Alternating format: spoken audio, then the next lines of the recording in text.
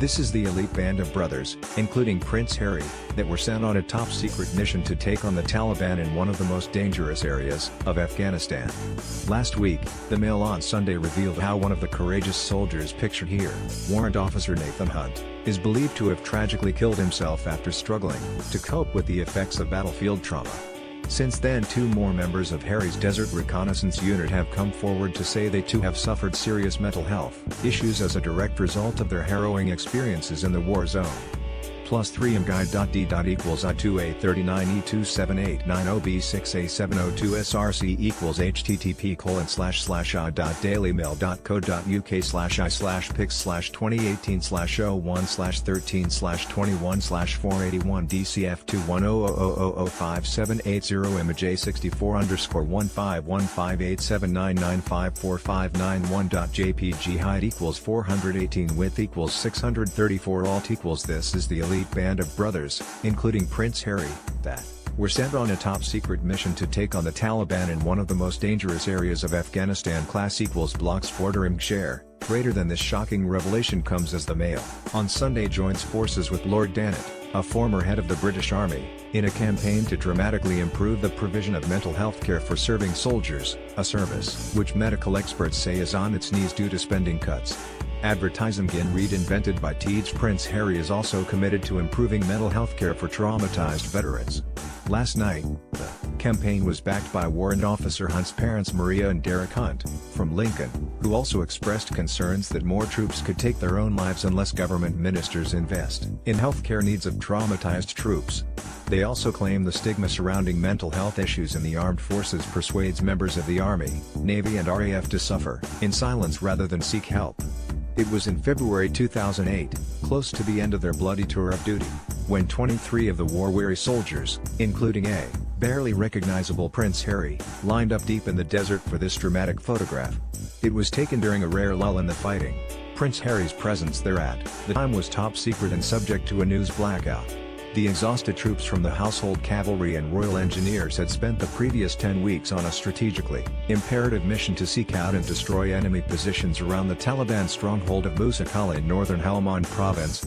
The requirements of their highly dangerous role, far in advance of other British troops, put Prince Harry, Warrant Officer Hunt and their comrades in harm's way day and night. They faced constant attacks from the battle-hardened Taliban who were determined to stand firm. To protect their territory, the enemy littered the ground with mines. As a result, 12 out of 30 of the unit's heavily armored vehicles were destroyed by improvised explosive devices, IEDs. Some of the crews suffered life-changing injuries. Revealed for the first time today, the recollections of these soldiers surely shatter once and for all the myth that Prince Harry was somehow kept away from danger during his first tour of Afghanistan. This popular misconception could not be further from the truth. Lance Corporal of Horse Mark Kershaw, from Windsor, who was 21 at the time, said the Prince's coolness under fire was remarkable. He was my vehicle commander. We would be huddled together bracing ourselves as we approached enemy positions and the Taliban engaged us. We'd watch their Chinese rockets arcing through the sky towards us. This was early on in the tour and surely the first time he'd ever been under fire, but he came through it like a hardened veteran. +3 mguide.d. equals IFD9B49 say74A6A70 DSRC equals http://dailymail.co.uk/i/pics/2018/01/13/21/481 DCF290000578 image A6415158799775996.jpg height equals 498 width equals 306 alt equals Prince Harry's presence there, pictured, at the time, was top secret and subject to a news blackout. Class equals blocks Forder share. Greater than we'd hear the piercing whistle of the incoming missiles, then feel the shudder as the warheads landed close to our vehicle, but his demeanor never changed. He added, some guys would be rushing to find their protective helmets and body armor, but Harry would be there wearing his baseball cap, and calling in airstrikes onto the enemy positions. One incident, later in the tour, has stuck with Mark Kershaw. The daily flashbacks, which are part of his anxiety disorder, led him to wonder what effect the same incident had on Prince Harry. He said, definitely the worst time for me, emotionally, and maybe for him, was when we came under fire near Musa Qala. The enemy's rockets missed us but landed on a village nearby. 10 years have passed, so I forget the name of the village, but I cannot forget what I saw. Harry and I were standing together as the villagers lifted the dead and wounded from this airstrike onto wheelbarrows and pushed them up a hill, towards us. They were desperate for help, pleading with us. There must have been 10 bodies, decimated by the explosives, with limbs hanging off. It was horrific. Prince Harry and I did first aid on 3 of them, hopefully they survived. I relive that experience every day and I sometimes struggle to cope with it. The trauma of the battlefield has never left me. I'm having counseling and I just hope my condition doesn't worsen. Obviously I'm not the only one in the unit who's had problems. Nathan's death is a huge blow. He saved our lives so many times by finding mines.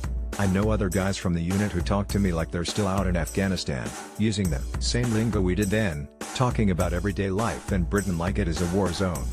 After my tours of duty I felt like the army forgot about me. Like I didn't matter to them.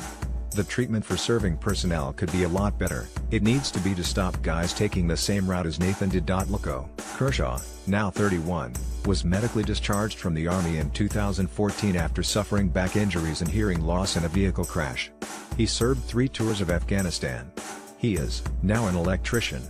Like Hunt, Sergeant Robert Smith, 45, was also responsible for finding IEDs in Prince Harry's unit.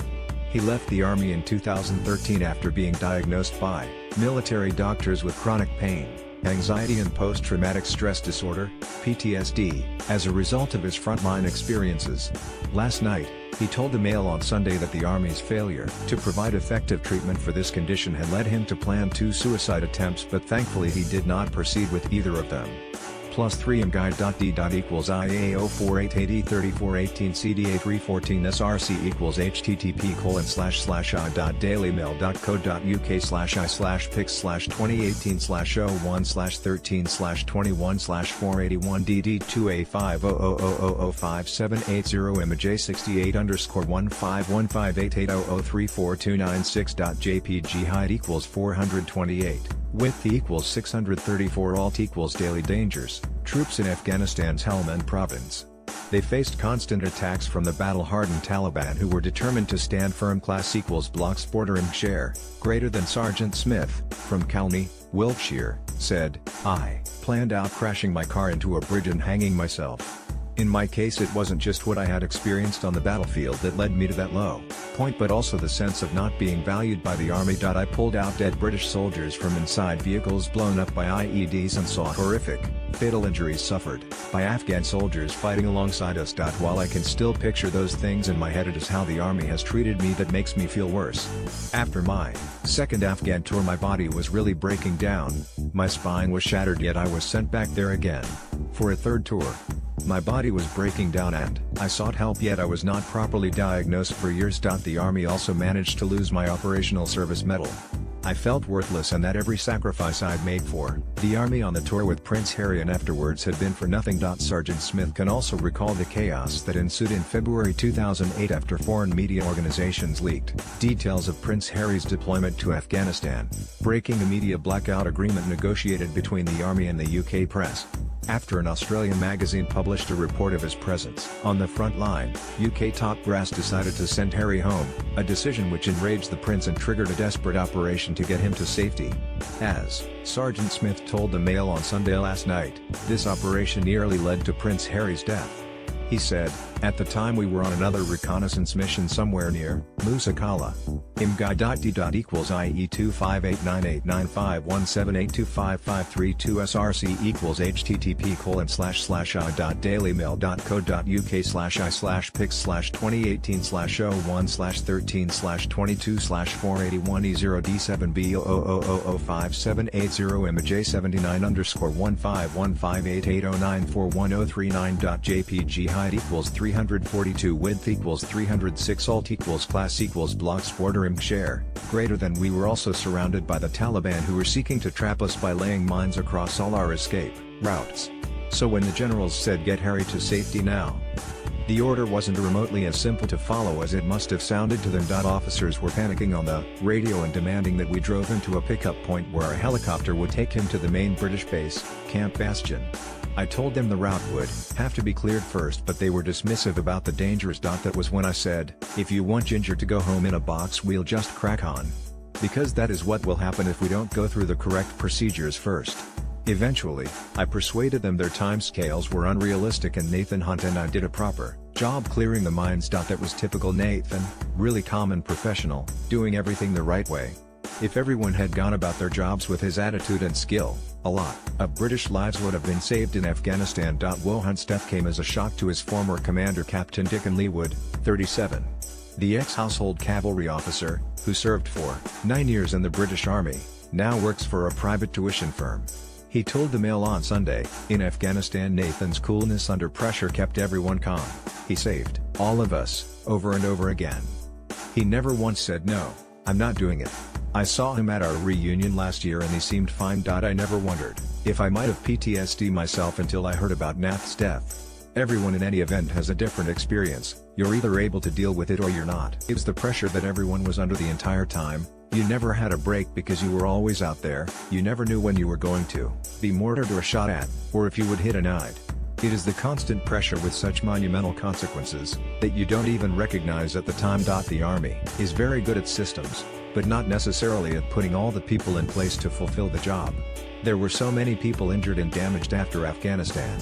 We were fighting a 10-year operation and virtually nobody in the Army was left unscathed by it. If Nathan was going through it, PTSD, you ask yourself, are there enough people, counselors, to talk to? Are they free enough? I can only imagine that when you need help immediately. Now I look at the photograph of us standing in the desert in front of our vehicles and I wonder who else might be silently suffering. Ex-Army Chief backs our call to help heroes by Mark Nicol. Former head of the British Army, General Lord Dannett, has joined forces with the Mail on Sunday in a bid to improve mental health care for serving soldiers, which medical experts say is on its knees due to government spending cuts. Last night, Lord Dannett called for a 24/7 helpline to help prevent traumatized soldiers taking their own lives. Since 1995, more than 400 serving servicemen and women have killed themselves, a statistic he says is an indictment of the Ministry of Defense's attitude towards mental illness. Cases of post-traumatic stress disorder have also nearly doubled in the last 10 years. Lord Dannett has aligned himself with the most after his own efforts to set up the helpline were blocked. Last year, Defence Minister Tobias Ellwood claimed the project was not cost-effective because it would cost £2 million, require 40 extra staff and be used by fewer than 50 troops annually. Lord Dannett said, "I remain convinced £2 million is not a huge sum when it comes to saving lives and the troops who needs this service should get it. Even though we're losing around 20 personnel to suicide every year, specialist mental health care for troops is only available during office hours. This represents something of a dereliction of duty by the MOD towards those who defend our country." His bid to improve mental health care for serving troops has been backed by the parents of Warrant Officer Nathan Hunt, 39, a Royal Engineers soldier believed to have killed himself earlier this month. Mother Maria Hunt said, "I would give this my blessing. It would give troops an option they don't currently have." Last night, Neil Greenberg, Professor of Defence Mental Health at King's College London, also backed the campaign and attacked the MOD's record on mental health care. He said, "The provision of mental health services is on its knees. There is no on-call service anymore because of funding cuts." And MOD spokesperson said, "We take the mental health of our armed forces community extremely seriously and we work tirelessly to ensure our troops and veterans receive the care they deserve. Will my kids be okay?" PTSD sufferer asks Prince William. Loaded, 0% progress, 0% 0:00 previous play skip live mute 0:00 current time 0:00/duration, time 2:29 full screen need text video quality 576p 540p 360p 270p foreground, white black red green blue yellow magenta cyan, opaque semi-opaque background, white black red green blue yellow magenta cyan, opaque semi-transparent transparent window, white black red green blue yellow magenta cyan, opaque semi-transparent transparent font size 50% 75% 100% 125% 150% 175% 200% 300% 400% text edge style none raised depressed uniform drop shadow font family default monospace serif proportional serif monospace sans serif proportional sans serif casual script small caps defaults done minimize